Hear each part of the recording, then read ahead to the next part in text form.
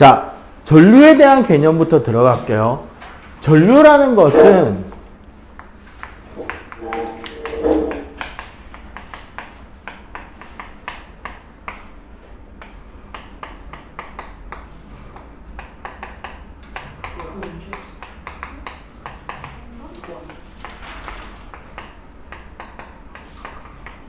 도선의 어떤 한 위치를 지나가는, 자, 여기 보세요. 단위 시간당 전하량이라고 했습니다. 말 그대로 요걸 그대로 쓰면 전류라는 것은 시간당 지나간 전하의 양, 즉 시간당 지나간 n개의 전자라는 뜻이에요. 일반적으로 요거를 우리가 숫자로 이야기를 하자면 1A라는 것은 1초에 1쿨롱이라는 전하량이 지나가는 건데,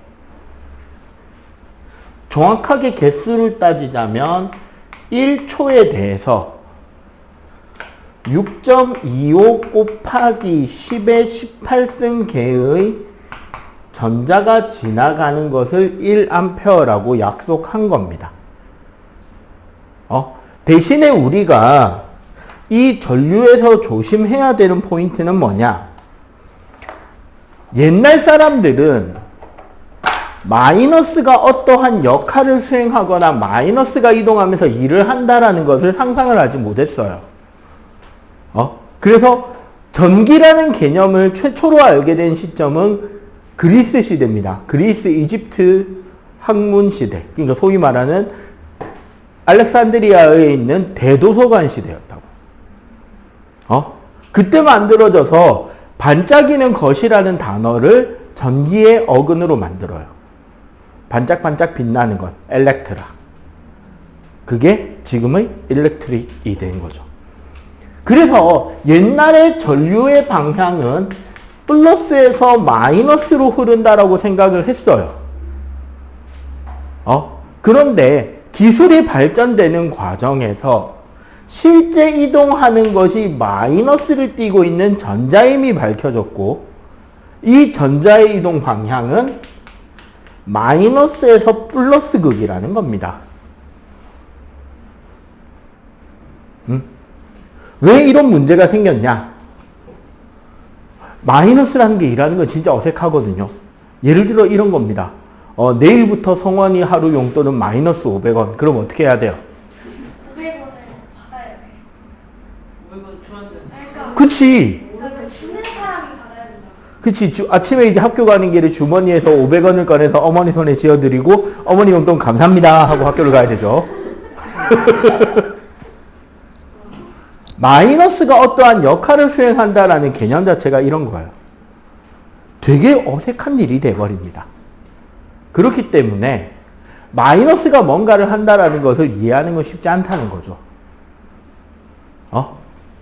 자, 여기에 전하량이라는 말이 나왔으니까 여기에 대해서도 배워보겠습니다.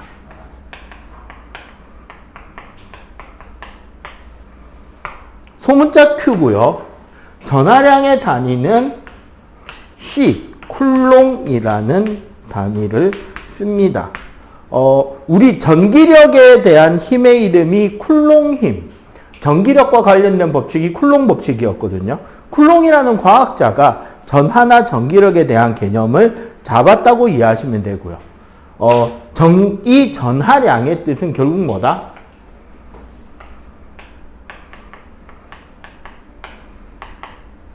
도선을 통해 이동한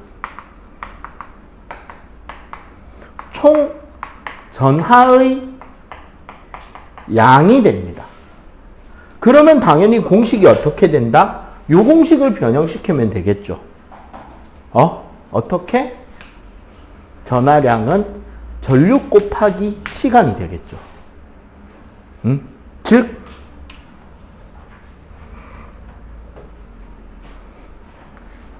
(1쿨롱이라는) 거는 1A 곱하기 세컨드가 되겠지. 1A의 전류가 1초 동안 흐를 때 그 전하의 양이 1쿨롱이라는 게 되고, 굳이 몇 개인지를 따지면 6.25 곱하기 10의 18승 개의 전자가 지나가는 것을 우리는 1쿨룽, 이만큼의 전자가 가지고 있는 전하의 양을 1쿨룽이라고 약속합니다. 물론 현재 중등교과에서는 이 숫자를 외울 필요는 없어요. 옛날에는 외웠는데.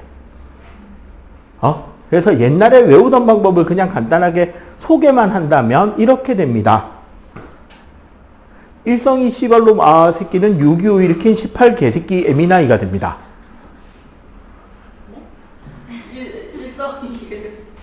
일성이 씨발롬 아 새끼는 625 일으킨 18개새끼 에미나이가 되는 거죠. 북한역도 들어있네. 에미나이가 그거 아니에요? 내가 너희들 나이 때 이걸 배우고 이거를 이 나이까지 써먹으면서 먹고 살 줄은 몰랐습니다. 나도 너희 때 배운 거예요. 그때 학원 선생님한테. 아직까지 내가 이거 갖고 먹고 살 줄이야.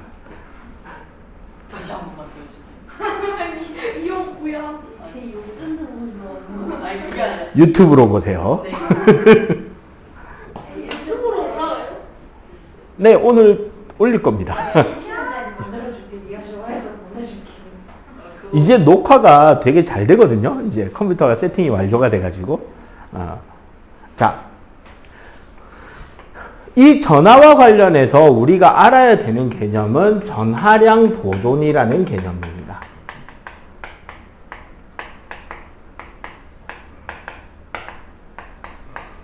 전하량 보존 법칙이라는 건 뭐냐면,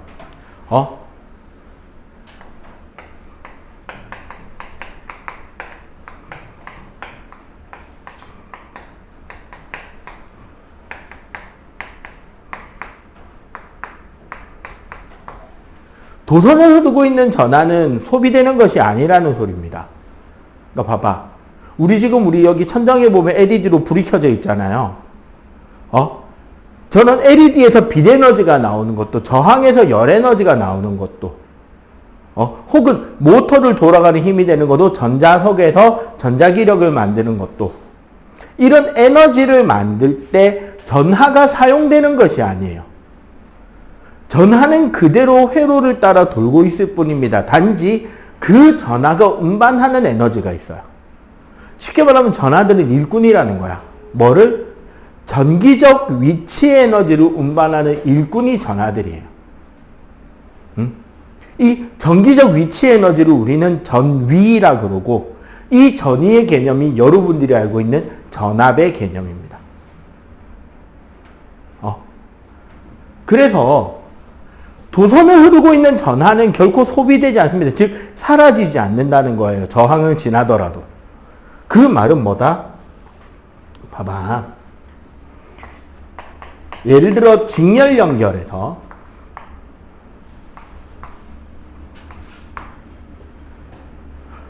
여기 지금 선생님이 이렇게 꼬불꼬불 그려놓은 요게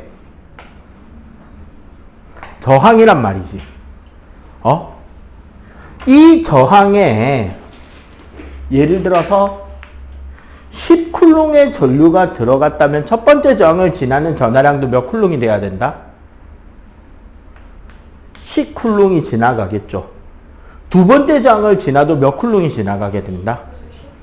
10쿨롱이 지나갈 거 아니야. 맞지? 근데 이 10쿨롱이 지나가는데 각각 예를 들어서 5초가 걸렸다 칩시다. 그럼 이 첫 번째 장을 지난 이 10쿨롱이 지나가는데도 몇 초 걸린다? 5초 걸리고요. 이 뒤에도 몇 초 걸릴 거다? 5초가 걸립니다. 계산해보면 얘든 시간분의 전하량을 했을 때 전부 다 몇 암페어다? 2암페어로 다 일정하다는 거야.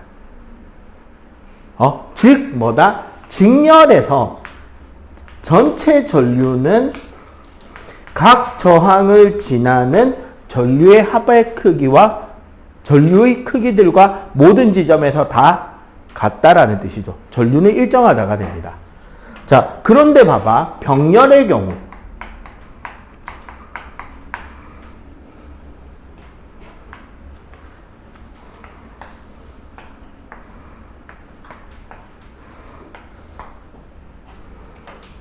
자, 여기 한번 봅시다. 총 들어가는 게 10쿨롱이 들어가고 있어요. 근데 위쪽 저항으로 6쿨롱이 지나갔어요. 그럼 아래쪽 저항으로는 몇 쿨롱이 지나가게 되죠? 4쿨롱이 지나가는 거지. 왜? 전하는 위로 가거나 밑으로 가거나 둘 중에 하나로밖에 못 가잖아. 그러면 다시 여기서 만나서 나오는 거는 총 몇 쿨롱이 나올 것이다? 똑같죠? 10쿨롱이 나오겠지. 얘네들도 똑같이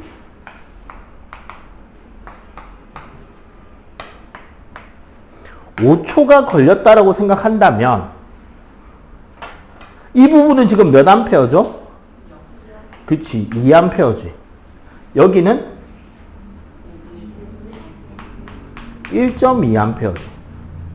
그럼 여기는 0.8. 네, 0.8암페어가 되고 여기는 다시 네, 2암페어가 되죠.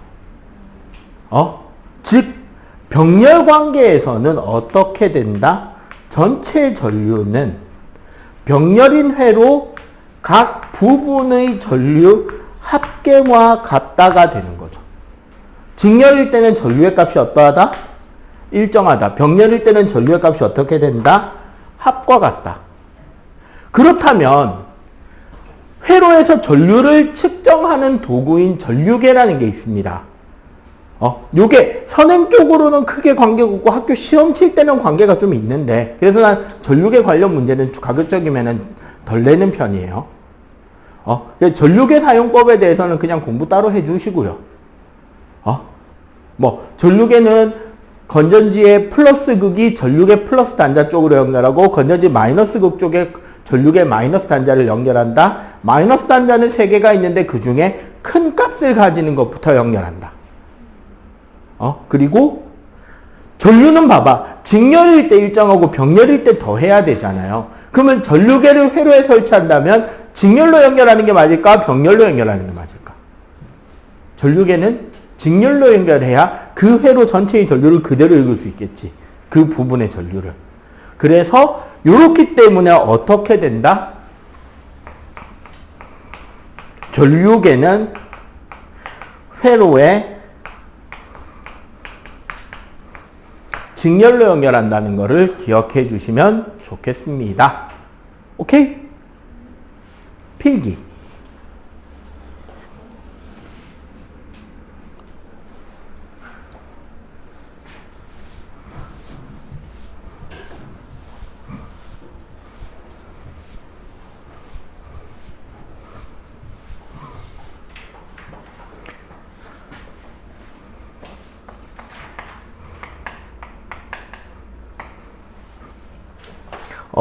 전압의 경우 되게 특이한 케이스입니다. 기호도 V고 단위도 V입니다. 적어도 선생님이 알고 있는 범위 안에서 두 개 단위 똑같은 건 얘밖에 없을 거예요. 기호와 단위가 같은 글자를 쓰는 것. 자, 전압이라는 것은 두 개의 다른 명칭까지를 거의 같이 쓰게 되는데 중에는 원래 디테일하게 설명하면 조금씩 다른 뜻으로 쓰이는 단어들인데 중등에서는 거의 같은 뜻으로 다 묶어서 씁니다. 바로 뭐냐면 기전력이라는 단어와 전위차라는 단어입니다. 기전력이라는 말은 말 그대로 전하를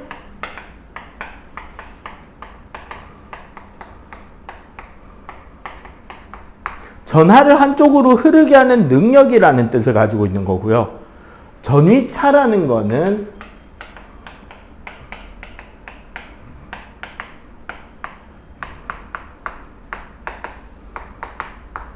전기적인 위치 에너지 차이라는 건데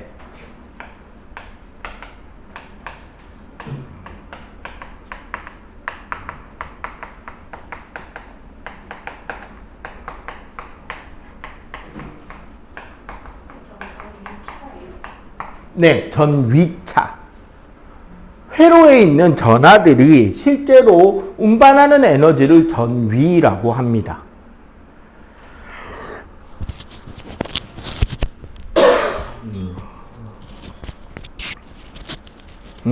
회로를 도는 애들이 운반하는 에너지가 전위가 되는데, 자, 무슨 소리냐?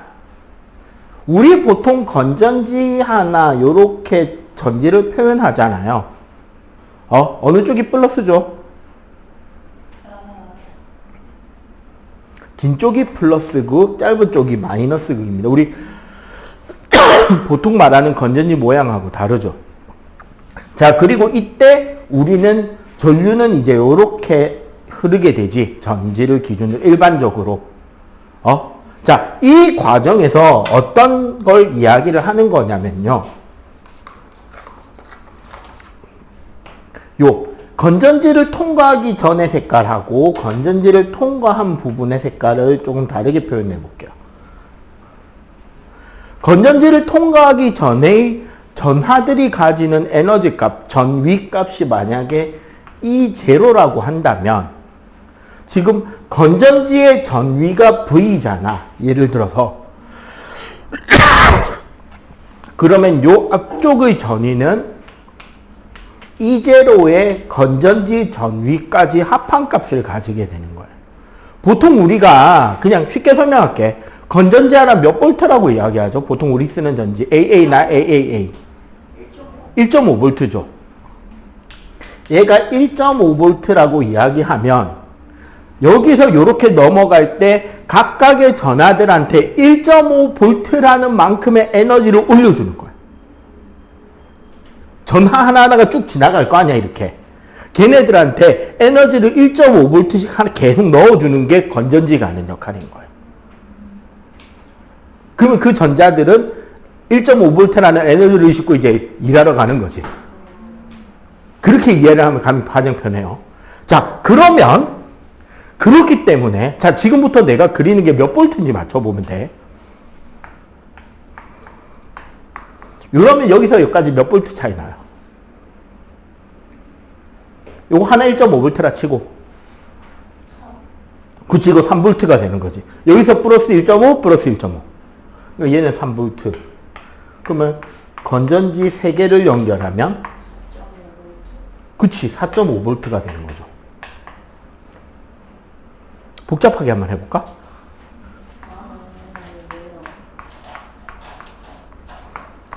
하나 반대로 꽂으면? 아니 어디에서 어디로? 여기서 여기까지로. 이렇게 우리가 전류 흘러갈 때. 3. 네, 이거 3V죠. 얘는 반대로 꽂았으니까 마이너스 될 거 아니야.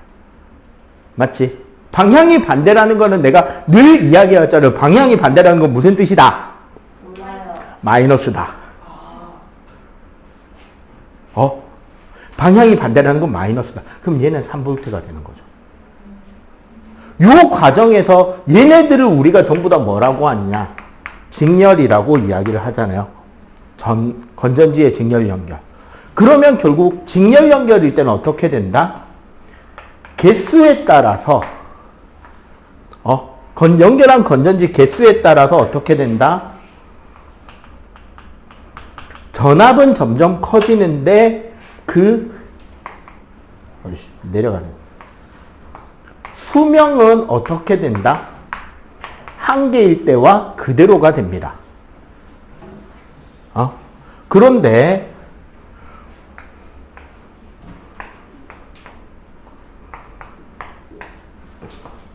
자, 같은 크기의 전원 장치를 이렇게 플러스는 플러스끼리 마이너스는 마이너스끼리 연결하는 걸 우리는 병렬이라고 해요.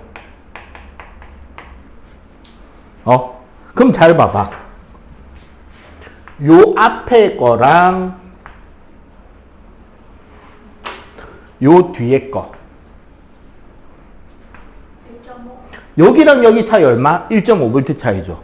여기랑 여기 차이도 얼마? 1.5V지. 근데 요 뒤에는 뭐 다른 장치가 없으니까 다 전위가 같겠네.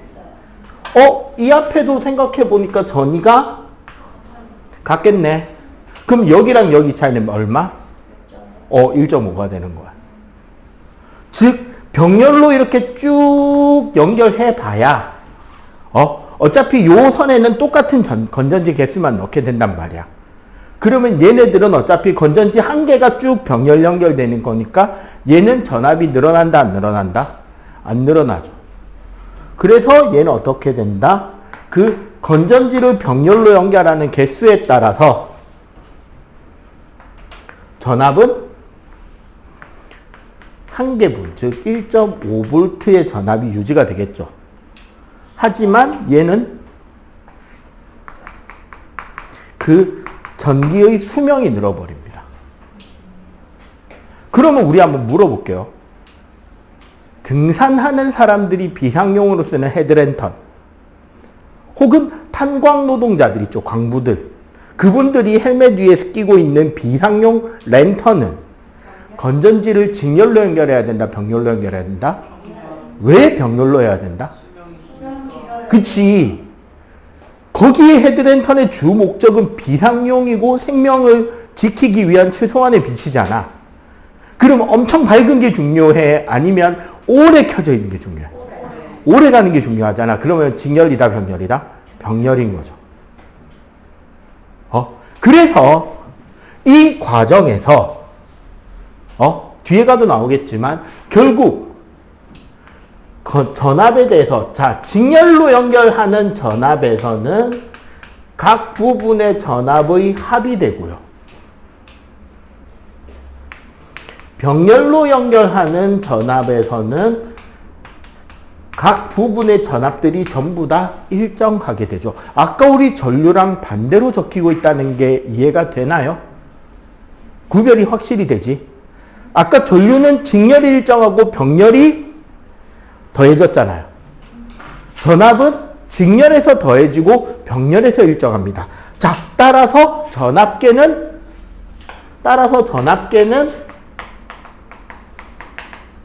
회로에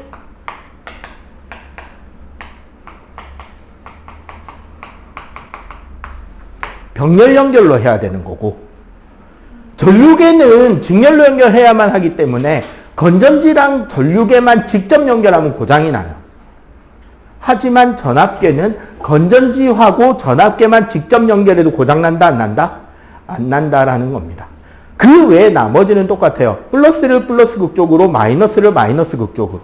마이너스 단자 여러 개 있는 것 중에 큰 값을 가지고 있는 것부터 연결해야 되고, 눈금은 내가 연결한 단자의 최대 눈금을 기준으로 해서 읽으면 됩니다. 전류계와 전압계의 똑같은 부분인 거예요. 뭐만 다르다? 전류계는 무슨 연결?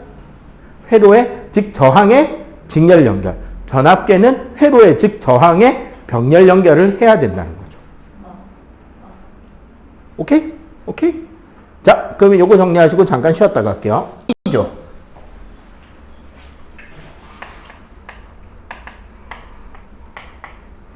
저항은 레지던스 혹은 레지스턴스라는 뜻의 기호 R을 가지고 쓰고요.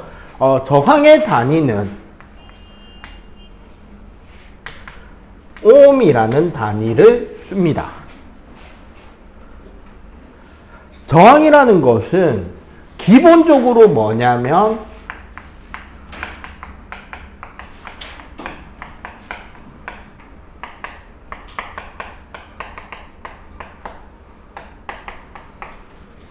도선을 이루고 있는 금속 원자들, 즉 양이온들과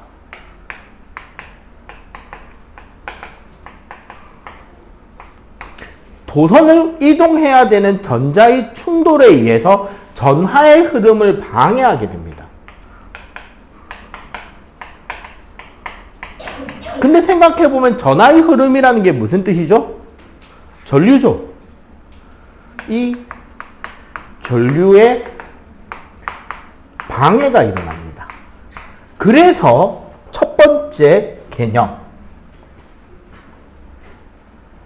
전류와 저항은 반비례하게 됩니다.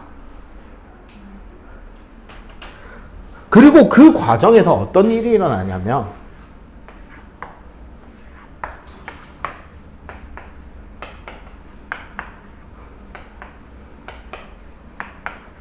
자, 도선을 이렇게 지금 양이온들이 위치하고 있잖아요. 얘네들 사이사이에 생각해보면 이제 이 양이온들에서 쫓아낸 전자들이 멈춰있는 게 아니라 끊임없이 자유롭게 불규칙적으로 움직이고 있는 것을 우리는 자유전자라고 하잖아. 그런데 얘네들이 예를 들어서 요렇게 전원장치에 연결이 되잖아요. 그러면 아까 어느 쪽이 플러스 극이라 그랬다? 긴 게 플러스라 그랬죠. 짧은 게 마이너스고. 즉 요쪽이 플러스 단자, 요쪽이 마이너스 단자가 되기 때문에 이 안에 있는 자유전자들은 어느 쪽을 향해서 달려간다? 플러스를 향해서 달려갑니다. 양이온들은 안 움직이나요? 못 움직이죠. 왜? 크고 무겁기 때문에.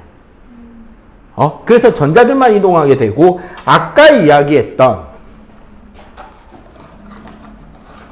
도선의 이 한 지점을 1초에 얼마나 많은 전자가 지나가느냐의 개념이 전류의 개념이라고.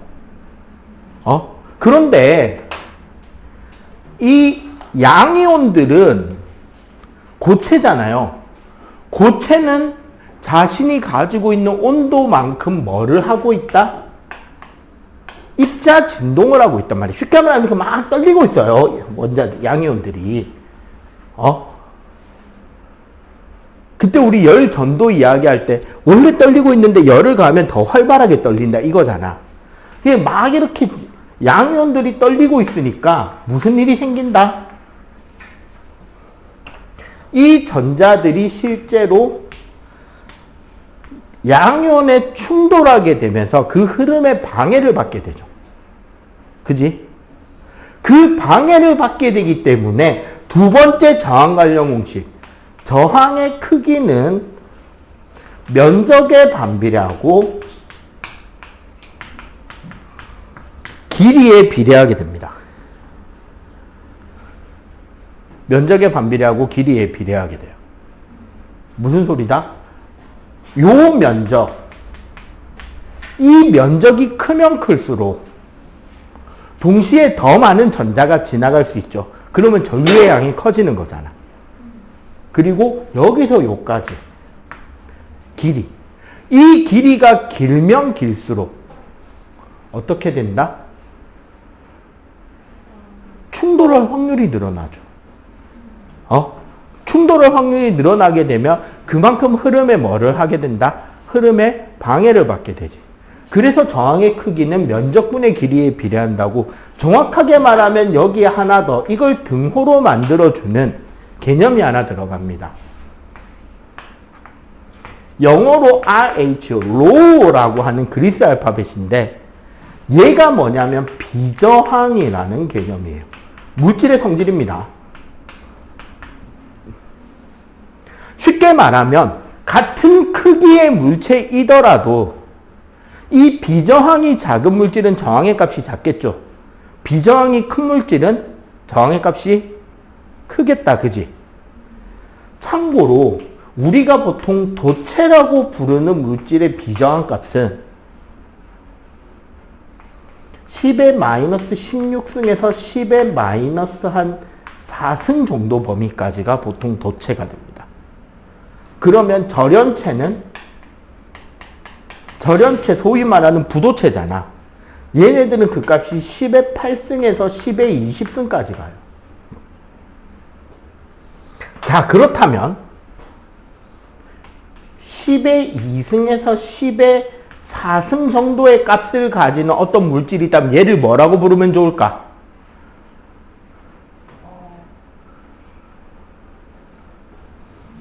얘랑 중간쯤 되죠, 딱. 네. 맞아요.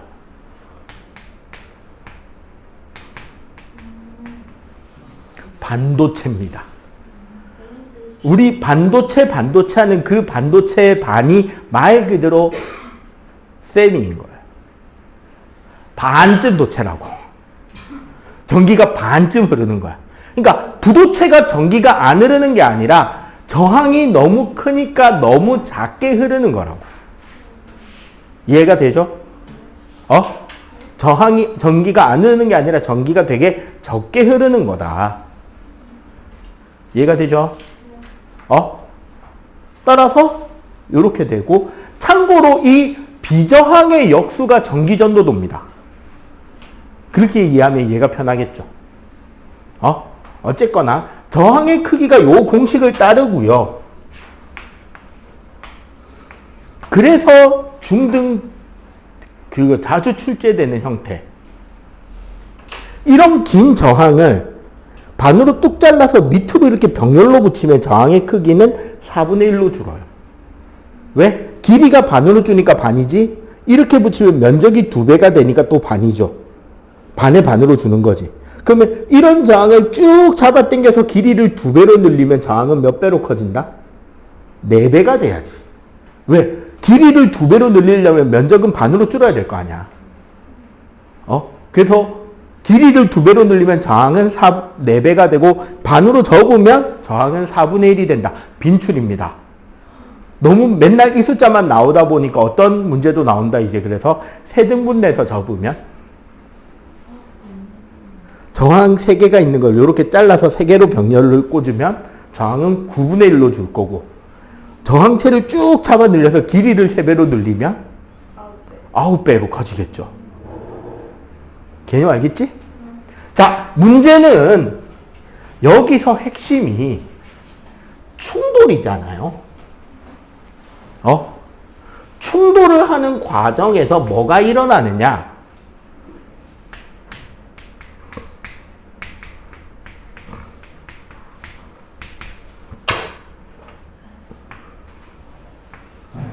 전기 에너지가 열 에너지로 전환이 됩니다. 왜? 전자가 와서 입자를 들이받으면 입자 진동은 더 활발해지겠죠. 우리 전도할 때 이야기하지 않았냐? 충돌을 해서 이웃한 입자의 진동이 활발해지면 온도가 올라간다고. 그리고 도체가 부도체보다 열 전도도가 더 좋다 그랬죠.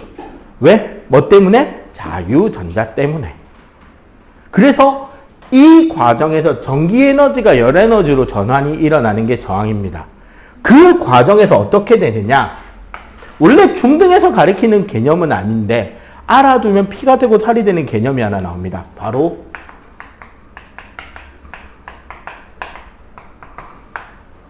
전압 강하라는 개념이 나와요. 무슨 소리냐?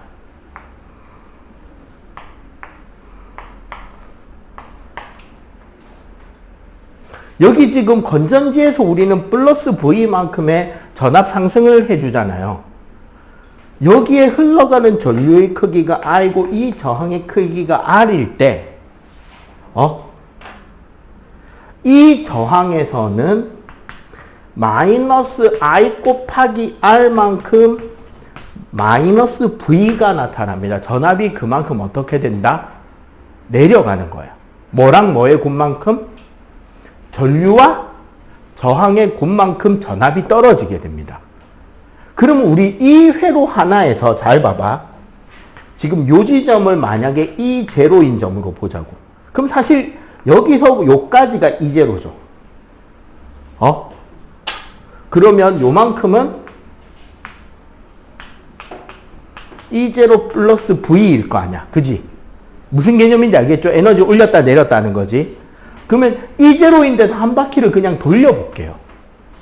돌리면 E0 플러스 V 마이너스 IR이 E0가 되죠. 여기서 플러스 V 여기서 마이너스 IR이니까. 맞죠? E0 필요 없네. 0. IR을 싹 넘겨줄게요. V는 IR. I는 R분의 V. R은 I분의 V. 얘네들을 가리켜 뭐라 부르게? ohm의 법칙. 이라고 합니다. 그래서요. 자, 지금부터 재밌는 걸 보여드릴게요.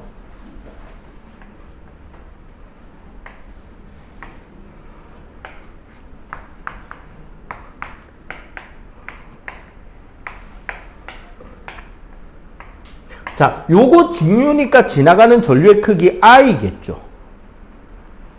자, 저항의 무슨 연결? 직렬 연결이잖아, 이거는. 네.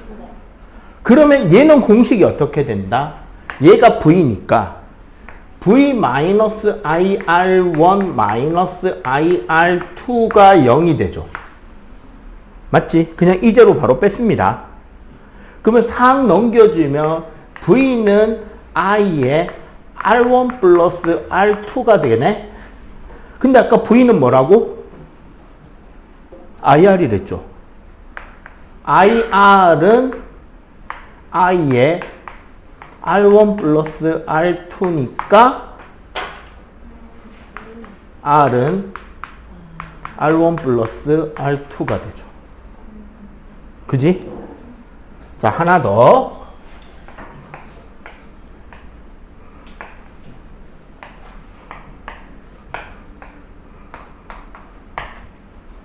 자, 요거 잘 보세요.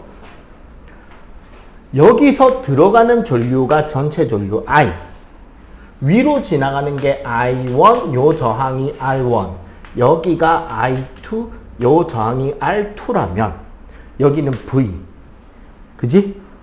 그러면 아까 우리가 요거 그린 것처럼 요만큼과 요만큼으로 나눠볼 수 있겠지. 그러면 요 폭이나 요 폭이나 요 폭이나 같다는 게 이해가 되죠? 왜? 전압은 병렬에서 다 일정하다 그랬잖아. 맞죠? 그럼 어떻게 된다? V는 I1, R1 맞죠? 그리고 V는 I2, R2.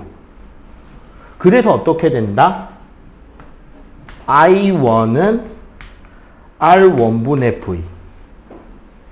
여기서도 I2는 R2분의 V. 맞지? 지금 여기까지 글자가 나오나 한번 잠깐 보자. 딱 나오네요. 자, 그렇다면 봐봐. 우리 여기를 중심으로 보세요. 들어가는 게 I인데 위에 I1 밑으로 I2잖아. 그럼 무슨 식이 성립된다? I는 I1 더하기 I2잖아. 그러면은 요 식에 얘네들을 대입하는 거예요. R1분의 V 플러스 R2분의 V가 I는 뭐라고? R분의 V랬지. R분의 V. 뭐 하자? 약분. 그래서 어떻게 된다? R의 역수는 각 역수의 뭐와 같다? 합과 같다. 요거는 뭐? 병렬. 요거는 뭐? 직렬. 이렇게 증명이 되는 겁니다. 필기합시다.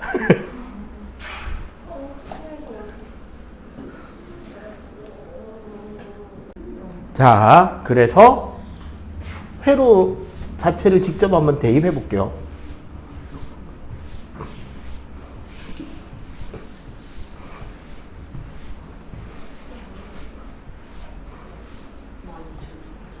자, 1부터 20까지, 1부터 10까지 아무 숫자 몇 옴? 8. 4.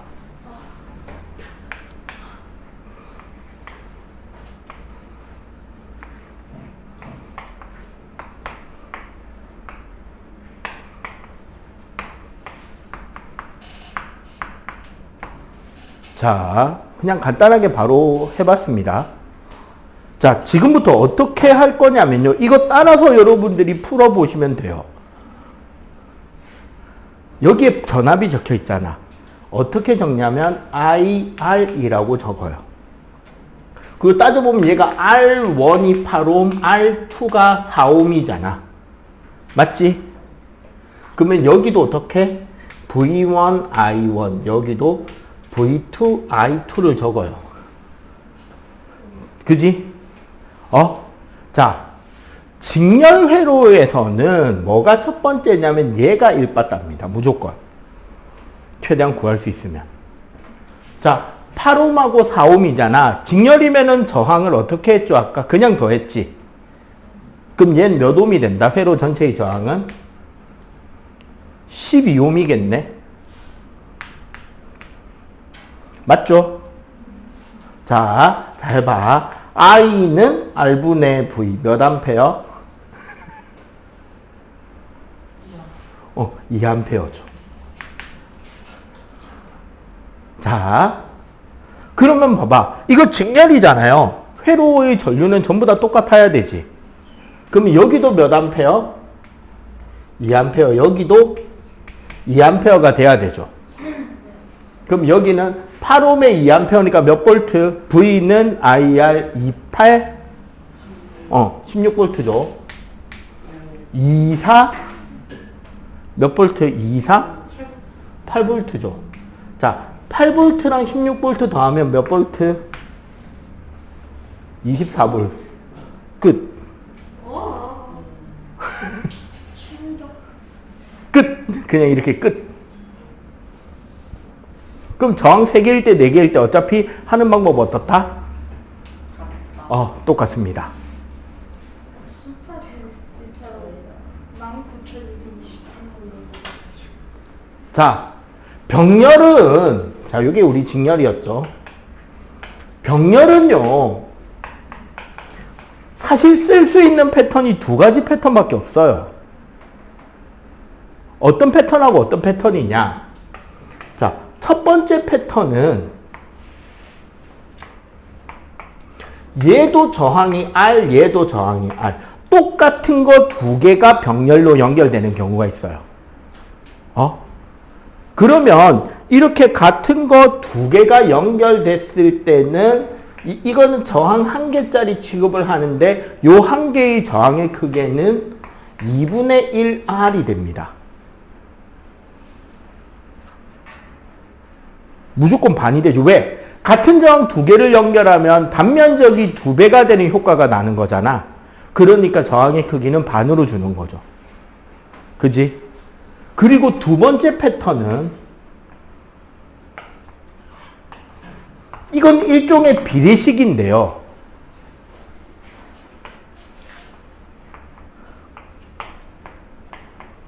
저항의 크기의 비가 몇 대 몇일 때? 3대 6일 때. 1대 2라고 하면 계산이 애매하기 때문에 3대 6으로 할게요. 저항 크기 비가 3대 6일 때 얘는 2R0의 값을 가지게 됩니다. 무조건, 그러니까 3옴, 6옴이면 2옴이 되는 거예요. 15옴, 30옴이면 몇 옴이 된다? 10옴이 되는 겁니다. 저항이 병렬일 때는 요 2가지 패턴으로 나와요. 무조건. 한번 숫자를 놓고 한번 풀어볼까요? 얘처럼. 봐봐. 그러면 회로 2개를 넣어야 되겠지? 그냥 여기다 바로 붙이죠. 뭐. 얘도 4옴. 얘도 4옴. 전압 12V. 자, 여기다가 적어볼게요. 여기 VIR 좁으니까. 그럼 봐봐. 여기도 12V, 여기도 12V가 될 거 아니야. 그럼 여기 몇 암페어? 3암페어죠. 그럼 여기 몇 암페어? 여기도 3암페어지. 그럼 여기에 몇 암페어 내려와야 된다? 6암페어 내려오겠네? 여기에 몇 암페어 올라간다? 6암페어 올라갈 거 아니야. 맞지? 12V인데 6암페어야. R은 I분의 V니까 2옴이네. 4옴, 4옴이면 어떻게 된다? 2분의 1하니까 2옴 맞죠? 그지? 요거 살짝 밑으로 좀 내려서 그려야겠다.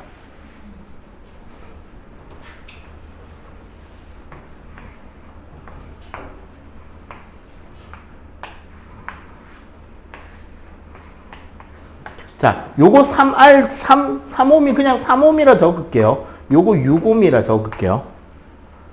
얘는 그러면은 예를 들어서 여기도 12V라고 잡읍시다. 자, 12V에 3옴이니까 몇 암페어? 4암페어죠. 12V에 6옴이니까 몇 암페어? 2암페어지. 그럼 여기는 몇 암페어? 6A죠? 그러면 12V에 6A니까 2ohm이다. 그죠? 응? 자, 검산.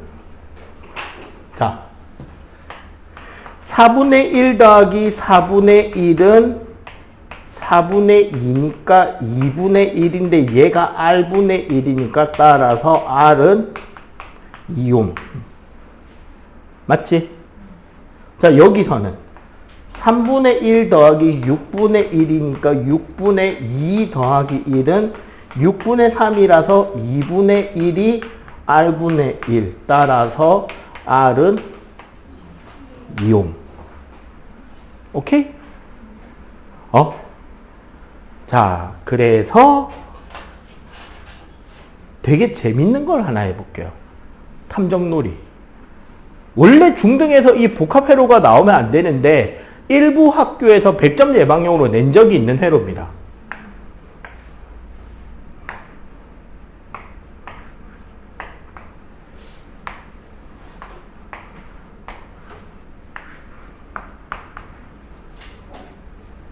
얘 5ohm, 얘 3ohm, 얘 6ohm, 여기에 1A의 전류가 흘렀어요.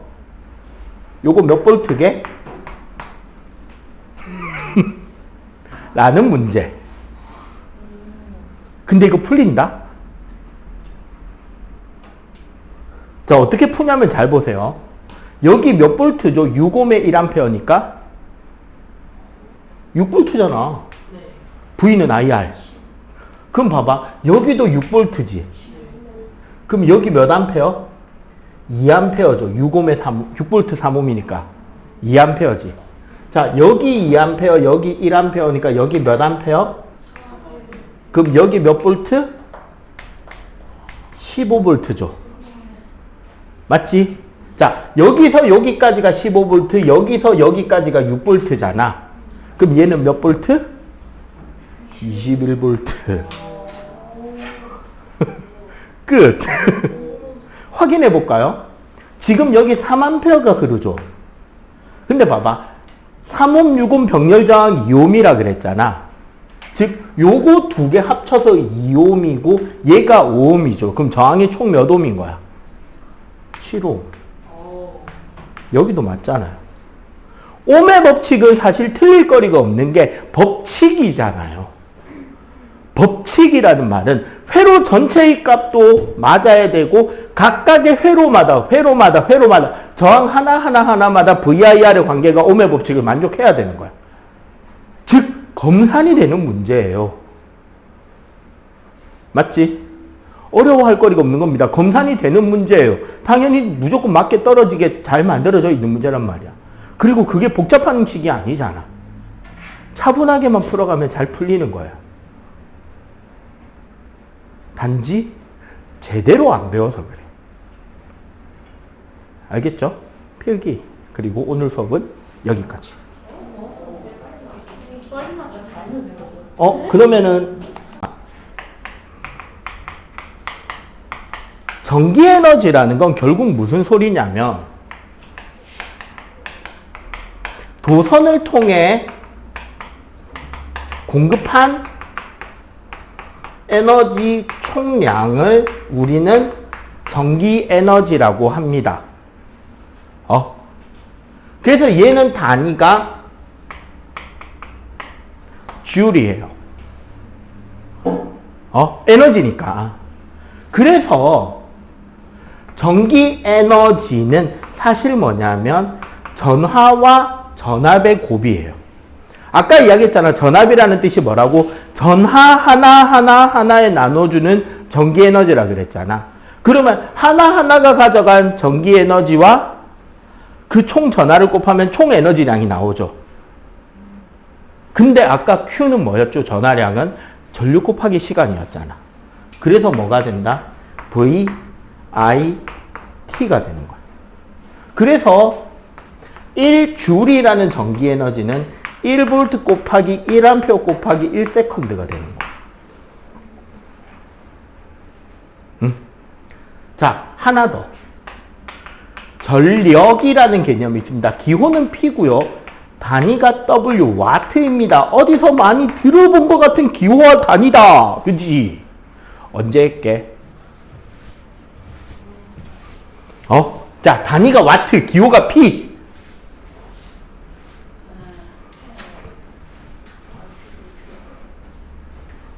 말했던 있습니다.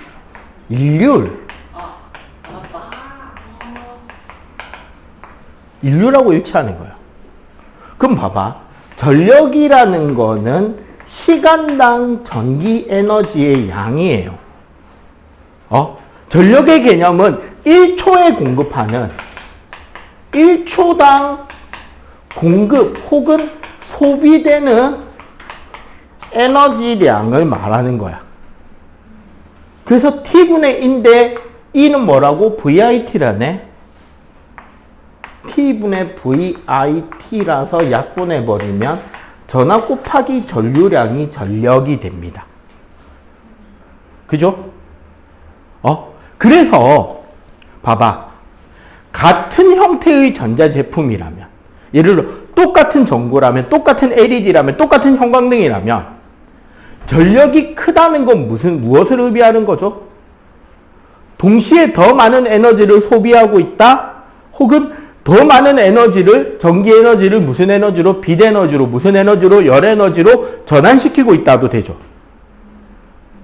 즉, 와트 수가 큰 제품일수록 똑같은 똑같은 전압을 똑같이 걸어주게 되면 더 많은 에너지를 소비하고 더 높은 출력으로 일을 할 수 있겠지. 대신에 이런 건 있어요. 옛날에 선생님이 어릴 때 쓰던 전구, 백열 전구 같은 경우는 우리 책상에 있는 스탠드 있잖아. 스탠드에 보통 60W나 100W 정도의 전구를 꽂아야 밝았어요.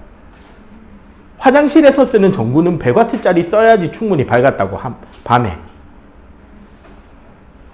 근데 요즘에 화장실에 넣는 전구? 선생님이 지난주 우리 집 화장실에 있는 전구를 갈았거든요. LED 전구로 바꿨는데 8W짜리예요. 충분히 밝습니다.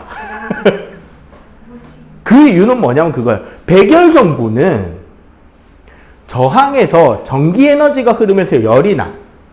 그럼 필라멘트가 달궈져서 너무 온도가 높아지기 때문에 열 전달 방법 중에 복사의 형태로 에너지를 뿜어내는데 그게 온도가 높아서 빛 에너지까지 나오는 거야. 너무 뜨거워서 밝게 빛나는 거 있잖아. 그게 백열 전구라고. 그러니까 빛 에너지를 만들어야 되는데 무슨 에너지를 거쳐가야 돼? 열 에너지를 거쳐가잖아. 근데 열이라는 에너지가 가장 하급의 에너지라고. 다른 모든 에너지는 열 에너지로 바꿀 수 있거든. 100%다. 근데 열 에너지를 100% 다른 에너지로는 절대 못 바꿔요. 열이라는 흩어져 버리기 때문에 가장 하급에 더 이상 못 쓰는 에너지란 말이야. 그런데 백열 전구는 빛을 내기 위해서 뭐를 내야 됐다? 열을 내야 됐던 거야. 그 대신에 요즘 LED는 LED 불 켜진 거 만져봐도 뜨겁냐? 별로 안 뜨겁죠. 형광등보다도 덜 뜨겁지. 그건 무슨 소리다? LED는 전기 에너지를 빛 에너지로 바꾸는 과정에서 열을 가장 덜 발생시키고 있죠.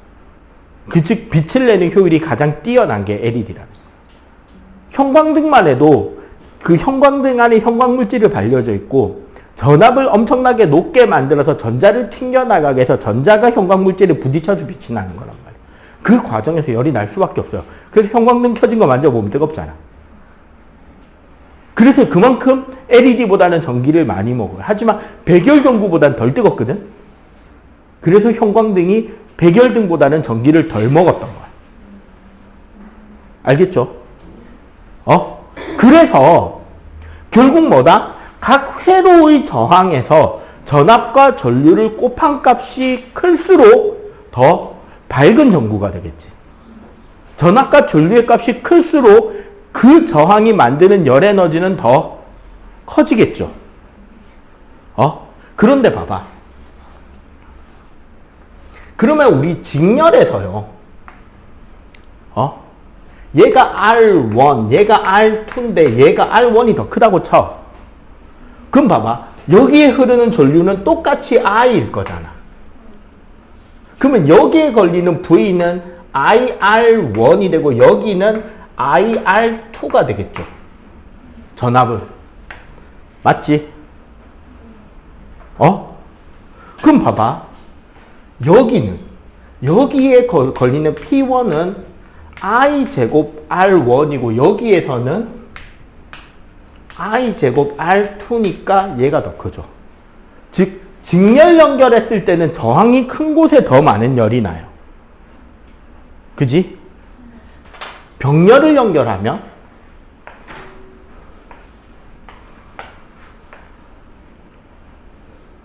여기 R1, 여기 R2. 근데 똑같은 V가 걸리잖아. 그럼 여기에 흐르는 I1은 R1분의 V죠. 여기 흐르는 거는 R2분의 V잖아. 맞지?